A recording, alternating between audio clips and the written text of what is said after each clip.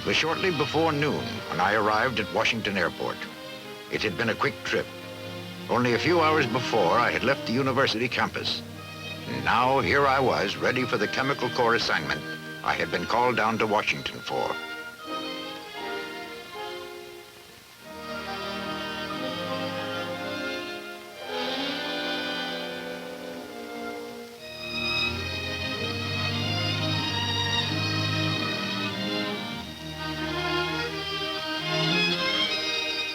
I knew very little about the assignment, except that it was top secret.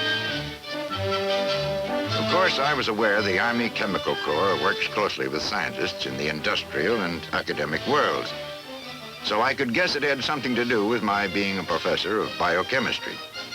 But beyond that, I would just have to wait and see.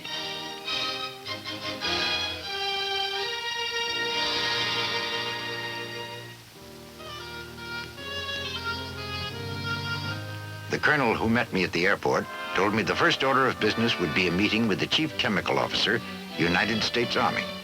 Then a short orientation survey of some of the key installations before getting down to work. I was glad to have an orientation because, well, in my mind, I had two questions about the work of the Chemical Corps. Questions I know a lot of people have. Questions that have to be faced up to and answered. The first question, with the development of modern atomic warfare, was there any real need for this sort of thing? After all, were CBR weapons in the same league, so to speak, as the nuclear bomb? And the second big reservation bothering me was the impression I had about this kind of warfare as something cruel and uncivilized. Was it even morally debased?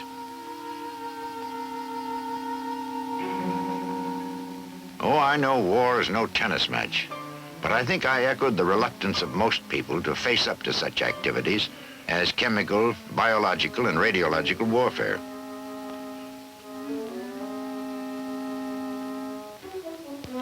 Ten minutes later, along with the other special consultants, I met the Chief Chemical Officer, and the orientation had begun. Even then, the two questions I had asked myself still gnawed away. Insistent, probing, always there. We were here as consultants and would do the best we could, of course. But I knew myself well enough to feel those questions would have to be answered if it were really to be my best. Well, it didn't take me long to realize no body of men was more anxious to face up to those questions than the Army Chemical Corps and the Chief Chemical Officer, United States Army. Gentlemen, you've been asked to act as consultants on a project we of the Chemical Corps have developed, which bears on your specialized scientific and industrial backgrounds.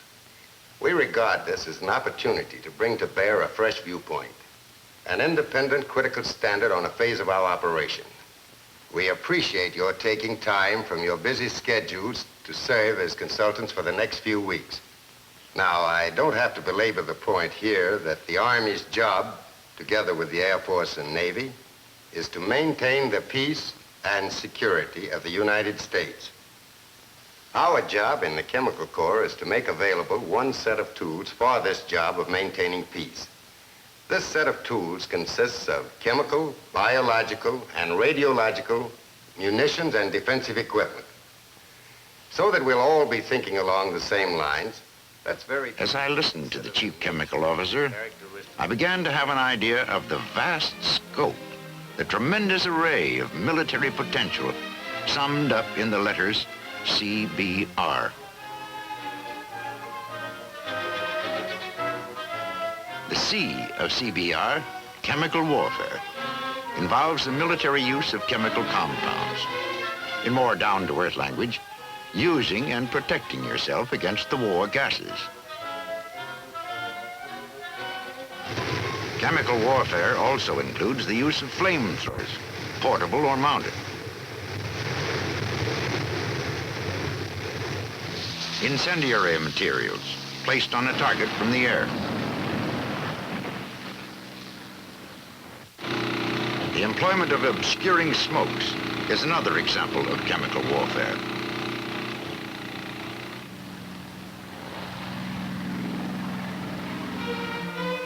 The B of CBR is biological warfare, the deliberate use by man of microorganisms, germs, to cause disease among humans, to cause disease among animals,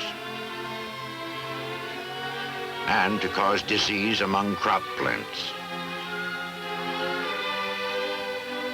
Radiological warfare, the R of CBR, involves the use of radioactive materials on a specific target area. This includes the fallout from nuclear weapons. Military and civilians alike may face this problem in the event of a nuclear. The Chief Chemical Officer continued to outline the overall picture of C, B, and R. Perhaps it was grim stuff to hear, but then again, what manner of fighting a war is not? I began to see that it is all very well for some to decry CBR warfare. But the fact remains that CBR weapons and tactics are just as much within the capabilities of our potential enemies as other modern methods of warfare. We were shown evidence of their efforts in this field. Said the Soviet defense minister in 1956 at the Communist Party Congress in Moscow, quote, "Any future war will be characterized by the mass use of air power, various types of rockets, atomic, thermonuclear, chemical, and biological weapons." End quote. The warning is right out in the open for everybody to see.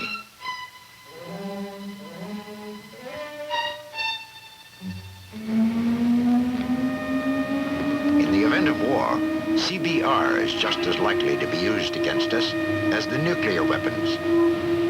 The Army Chemical Corps provides assistance to the Navy, Air Force, and civilian defense authorities.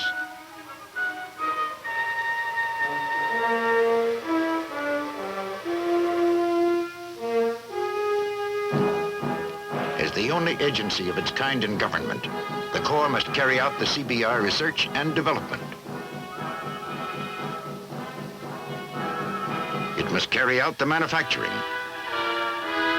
It must carry out the procurement. The advantages of using CBR weapons are just as apparent to any potential enemy as they are to us. In the next few days, I was to learn a great deal about those advantages. For example, aggressor military leaders know this advantage. Chemical and biological agents cannot ordinarily be detected by the human sensory organs. You can't smell anything, taste anything wrong, but the effect can be deadly. Burrowing into the ground is the normal means of protection against explosive-type munitions. But military leaders of any would-be aggressor nation know the protection afforded by underground fortifications and trenches can be circumvented or penetrated by CBR agents. These agents are usually released in a heavier-than-air aerosol form, which flows over the ground like water, seeking and hugging the low places. The user of CBR can put a victim out of action for a period rather than maim or kill. But perhaps to an aggressor nation's military leaders, another advantage is paramount. Unlike many other powerful weapons in the arsenal of modern warfare, CBR is not a weapon of total destruction. And destruction for destruction's sake is seldom the purpose of a military attack. From the viewpoint of the attacker, the rubble is only a byproduct. The attacker much prefers to occupy an undamaged target, then control and use its productive facilities.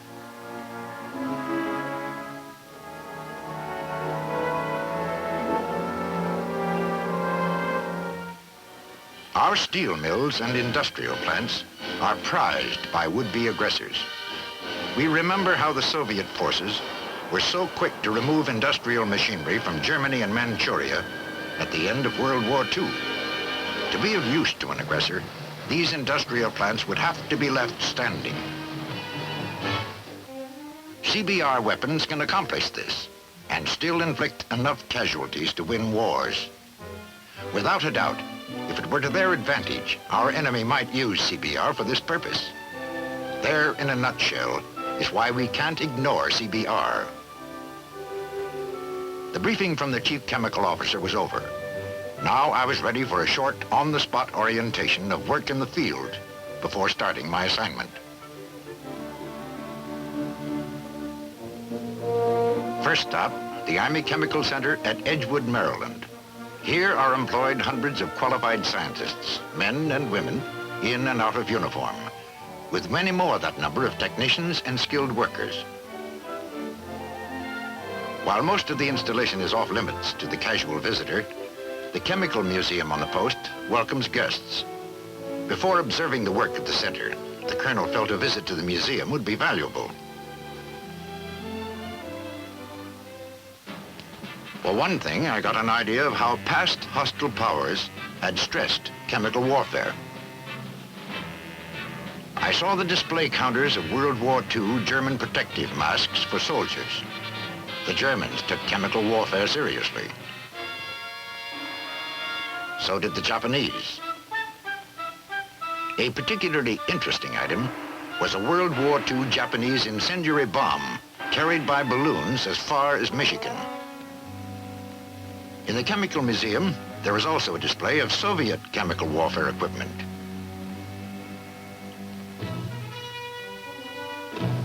But the bulk of displays deal with American equipment, protective devices and weapons, since chemical warfare became a reality of modern combat in World War I. But chemical warfare goes back a long time before World War I. Incendiaries date back to caveman days, when flame and burning coals were used to drive off the enemy. Primitive flamethrowers were used before 400 BC by the Spartans against the Athenians. The Spartans also melted down pitch, charcoal, and sulfur, so the fumes would be carried downwind to the enemy. In the year 1700, Swedish forces set up smoke screens from burning wet straw to cover deployment for battle against the Polish Saxon army. World War I saw the first use of aircraft incendiaries with the German Zeppelin raids on London in 1915. The same year, the Germans used chlorine gas against a British rifle brigade near Ypres.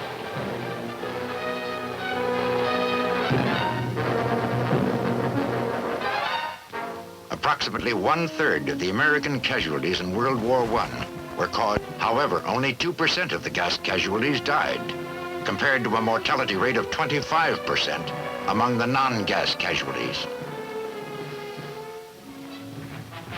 World War II incendiaries played an important role in the German Blitz of London in 1940.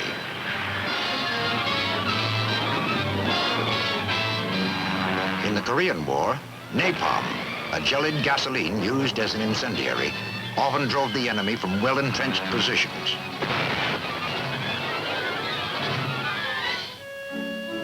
I thought about all this, the past of chemical warfare, as I went on to observe the present at the Army Chemical Center.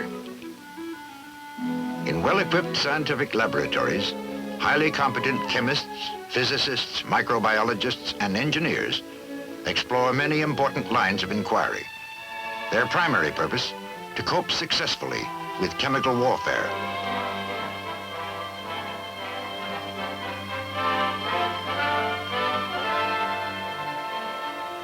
And coping with chemical warfare means coping with chemical agents, substances employed in chemical warfare for tactical purposes. To defend ourselves against their use, we have to understand everything about them, how chemical agents are prepared, and how the munitions are prepared which will disseminate them.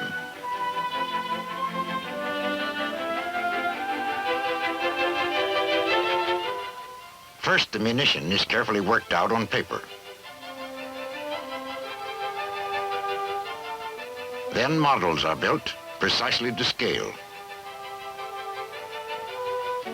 Pilot plants are designed to test the feasibility of large-scale production of both the agent and the munition. Hand in hand with basic research and development on chemical agents, goes the never-ending job of working up practical detection and protection devices. Devices which indicate the presence of nerve gas in the atmosphere by sounding a warning loud and clear.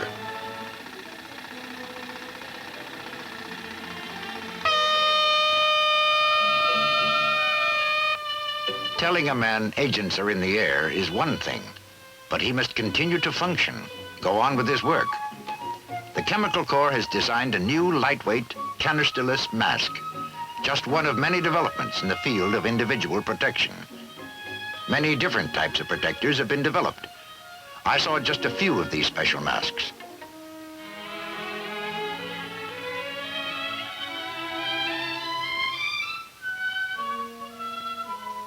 One for military personnel, one for non-combatants, an infant protector, one for hospital cases, and many others. I saw many developments that day at Edgewood. I began to gain a sense of how the Chemical Corps does not ignore any possibility in the defense against potential CBR attack.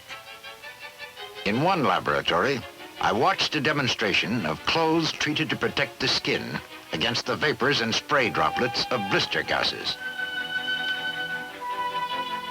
The contrast between clothing which had not been specially impregnated and the chemically treated clothing was strikingly apparent. Drops that had soaked into the cloth before just rolled off like water from a duck's back.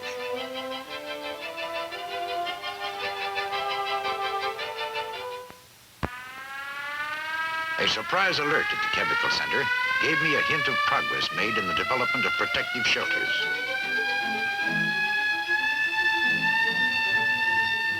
It was midway in a typical working morning when the building was exposed to a mock CBR attack. Reacting quickly, the office workers set up Chemical Corps-designed diffusion barriers. The room must be made airtight to prevent the seepage of gas into the enclosure. The diffusion board is composed of fiber and active impregnated charcoal, which filters out CBR material, while at the same time allowing the carbon dioxide and moisture created by the occupants to diffuse outwards.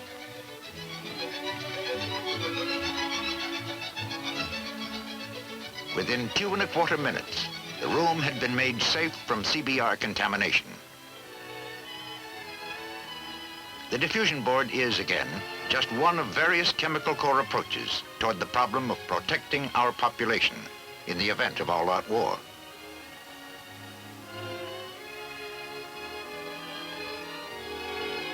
The medical problems and implications of chemical warfare present a tremendous challenge to the doctors, researchers, and scientists at Edgewood. To defend against CBR warfare, one must know about CBR warfare. How, for example, the vital functions of the human body can be affected. Biochemists and biophysicists spend long periods of intensive work alone in a laboratory or as a part of a coordinated group effort. In clinical and physiological laboratories, doctors investigate the effects of chemical warfare agents on the human body and develop medical treatment to counteract these effects.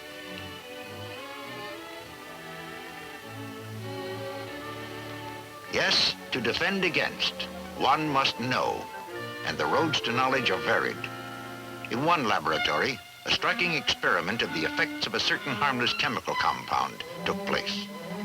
A cat's reaction to the presence of a mouse was just about what you'd expect at first, a typical hunter's instinct.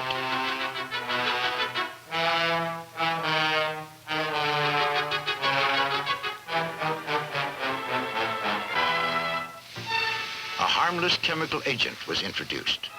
The cat's behavior became temporarily timid, frightened, defensive, contrary to his normal behavior.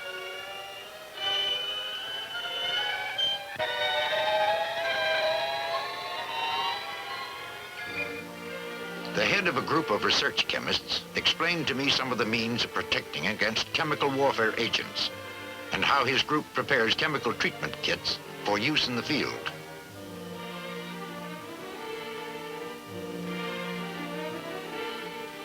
A few minutes later, I was shown a demonstration of one of the many ways developed for the detection of chemical agents in water and food.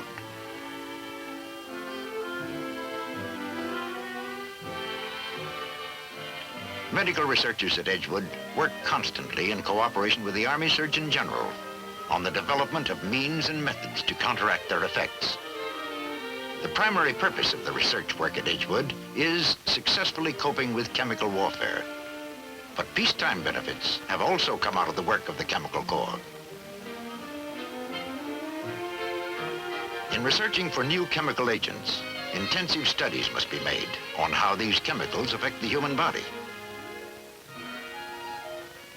Just as an example, Chemical Corps researchers discovered that one of the body effects of the nitrogen mustard war gases is a reduction of the white blood cells. Why not then study the use of these gases for treatment of those forms of cancer where there is an abnormal increase in white blood cells? This line of inquiry has led to work of value in the treatment of leukemias and certain cancerous growths. Another example, an ointment developed originally by the British to counteract the effects of lewisite and other arsenical war gases has been found to be an effective antidote for many of the common metal poisonings in industry. Studies of nerve gas effects on the body have also led to the adoption of a more effective form of artificial respiration. Fresh air is forced into the lungs of a person being revived directly through a special mask designed by the Chemical Corps.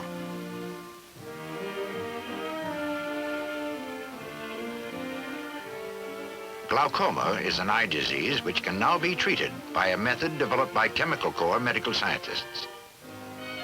Even in the short time I was at Edgewood, it became clear to me that there are few branches of the military with activities more readily reflected in peacetime benefits than those activities carried out under the name of chemical warfare. In all, more than 300 contributions of medical and agricultural significance have been made as a result of Chemical Corps research, much of it at the Army Chemical Center. Not very far from Edgewood, in historic Frederick, Maryland, are the biological warfare laboratories.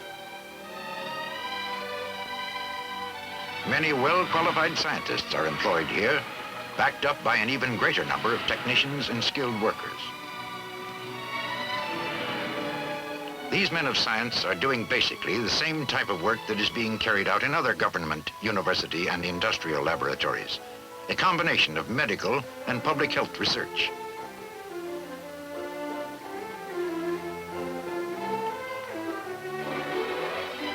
While I was at Fort Detrick, I was able to follow part way through an experiment to determine the effectiveness of an agent. Volunteers are important to the testing picture. For many years, information has been needed on the effect of a biological warfare attack on man so that we can have a better understanding of how to defend ourselves against it. The volunteers were a picked group. They had received psychiatric interviews to determine their maturity and reliability, as well as mental outlook.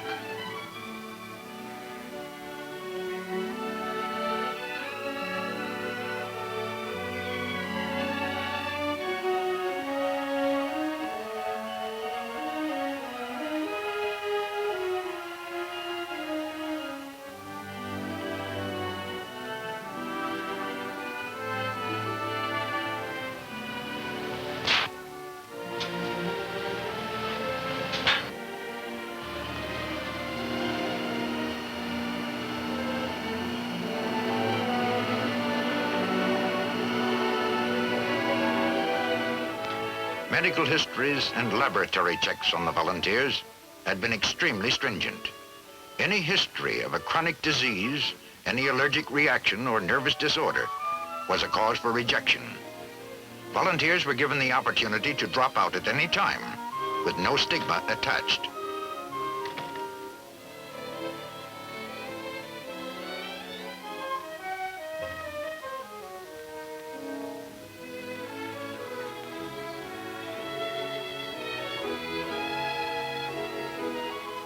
I was to watch the progress of the experiment from the control room.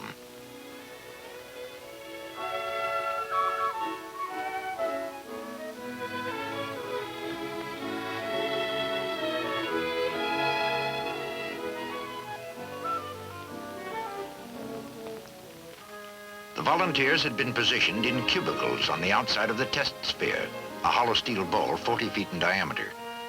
The sphere is so designed to enable a controlled aerosol, a cloud of biological warfare agents, you might say, to be generated within it. Through a series of controllable valves and a face mask, it was possible to expose a person in each cubicle to a measured volume of a biological aerosol from the sphere. I said before I was able to follow part way through the experiment, the final part. As was expected, the volunteers were temporarily incapacitated, but within a short time, they were up and around, completely recovered. They had the satisfaction of having played an important part in obtaining information which would immediately be given to the Public Health Service to bolster our defenses against disease.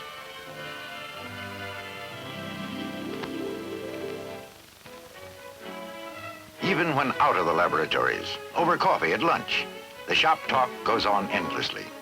For here are people who are enormously interested in their work, both because of its importance to the national defense and the many contributions to the cause of everyday human welfare.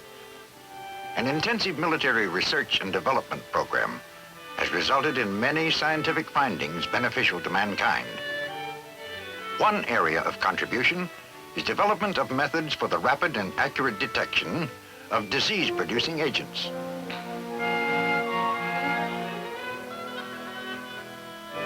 Work at Dietrich has also contributed the knowledge of the control of airborne disease-producing agents. Progress has been made in working up immunity in human beings and animals against certain infectious diseases, as well as their treatment. Methods have been developed for production and use of certain vaccines. One of the more recent developments at Dietrich is a perfected vaccine for controlling industrial anthrax, an infectious and usually fatal disease of cattle and sheep. Still another accomplishment has been the development of protective devices for the safe handling of disease-causing microorganisms and their harmful products.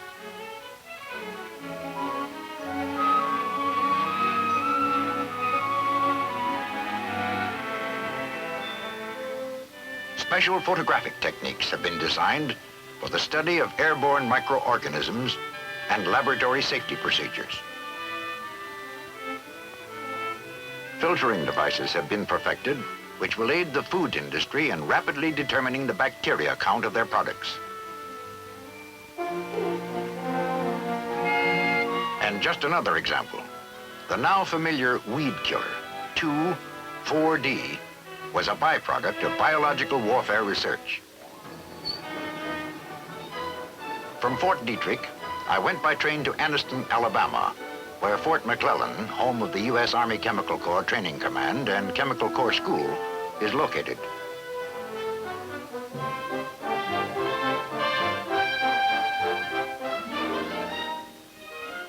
I sat in on a few classes.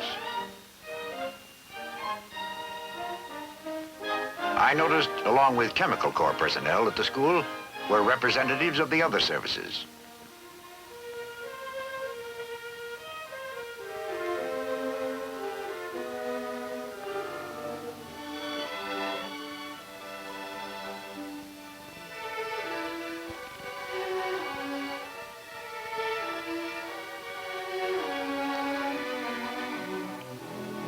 There are representatives of public health, civilian defense, and other agencies.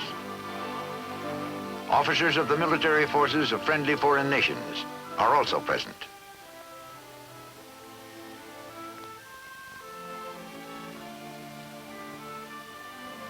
I noticed, too, that a heavy emphasis was placed on the R in CBR, radiological warfare, along with learning how to deal with the atom in peacetime. A steady program of laboratory exercises teaches Chemical Corps students the fundamental procedures involved in the handling of radioactive materials.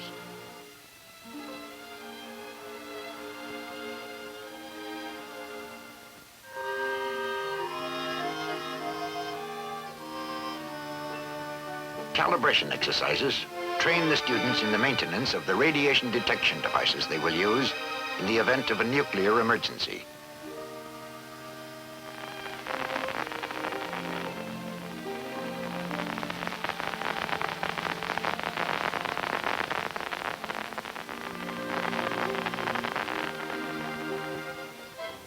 At Fort McClellan, the techniques of survey and monitoring are taught to selected non-commissioned officers who will return to their units as instructors in these same subjects.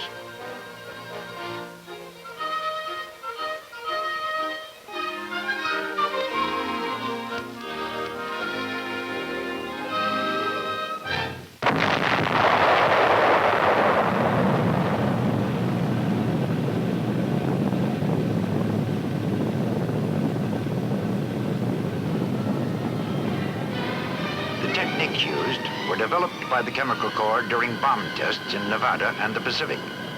Practice gives the students the confidence and know-how they need to cope intelligently with any nuclear emergency that may arise in the future. Students have the opportunity of visiting atomic testing grounds where they monitor radioactive fallout by ground and air means.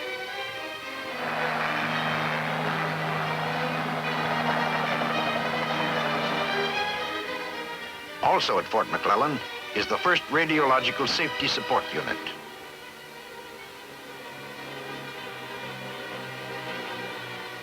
A mobile organization, it is on a 24-hour standby alert, ready to go anywhere in the world to provide technical assistance in dealing with radiation hazards. I had one more visit to make before returning to Washington, to the large test site of the Corps at Dugway Proving Ground, Utah, where the Chemical Corps holds field trials to determine the effectiveness of CBR munitions.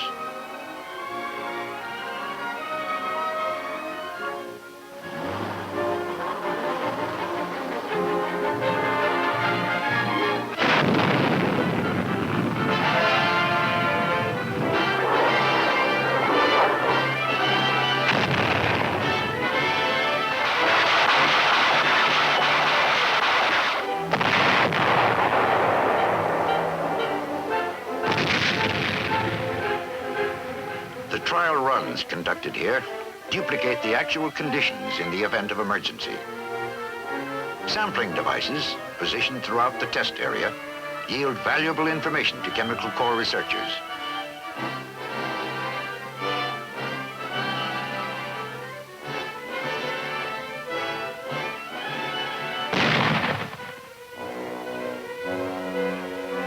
Also at Dugway is one of the processing stations for atomic wastes established by the Department of the Army. Use of the atom in the search for better sources of power, in research, in medical treatment, and in national defense has resulted in the accumulation of hazardous radioactive wastes in many areas. The Chemical Corps, in collaboration with the Atomic Energy Commission, collects and processes this waste material and ensures its effective and permanent disposal.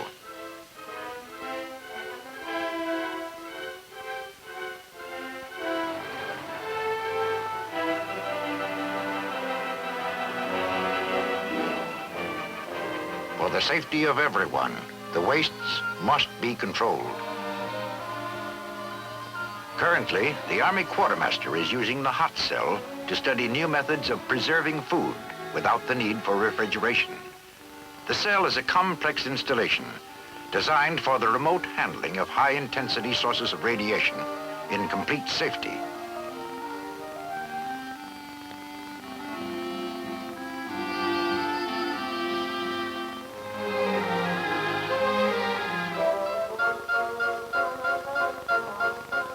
I sampled meats which had been kept for many months with no refrigeration. And I'll tell you something, it was very tasty too.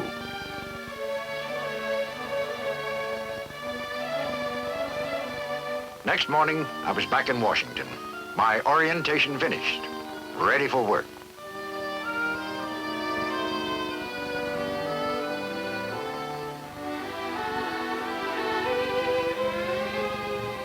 Only a few days before, I had come here for the first time. And since then, a lot of doubts had been swept out of my mind. I was beginning to grasp the mission of the Army Chemical Corps, more important than ever in the era of the atom. Something else, too, about this business of CBR being uncivilized.